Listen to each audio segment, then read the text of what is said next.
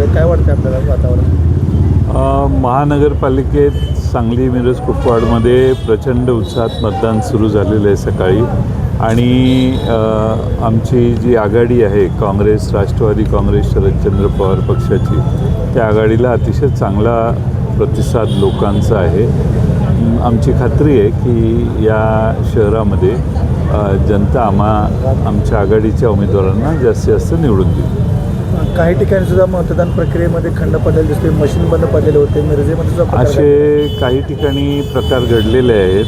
EVM machine taste करून सगळ्या गोष्टी केल्यानंतर, सोपस्कार पार पाडल्यानंतर ऐन मतदानाच्या वेळी मशीन बंद पडणे, या सगळ्या गोष्टी या काही गलथानपणाचा कारभार निवडणूक आयोगाचा आहे हेच दर्शवतात. आणि म्हणून ज्या पद्धतीनं या निवडणुकीत सगळ्याच आचारसंहितेची पायमल्ली झाली, त्याकडे निवडणूक आयोगाने दुर्लक्ष केलं. सत्तारूढ पक्षाच्या उमेदवारांच्या सगळ्या गोष्टी, सगळे प्रकार हे निवडणूक आयोग दुर्लक्ष करत होतं. आता सामान्य लोकांना मात्र या गोष्टी लक्षात येत नाहीत. पण आता हळूहळू एवढा प्रकार वाढलेला आहे की सामान्य लोकांपर्यंत देखील त्याची झळ आता पोचायला लागली. पुणे असू दे, मुंबई असू दे, इव्हन कोल्हापूर सांगलीमध्ये सुद्धा पैशाचा मोठ्या प्रमाणात राडा झालेला आहे. आणि महत्त्वाचं म्हणजे शिवसेना आणि भाजप या दोघांच्यामध्ये चुरस लागलेली आहे. एकनाथ शिंदेची शिवसेना आणि भाजप.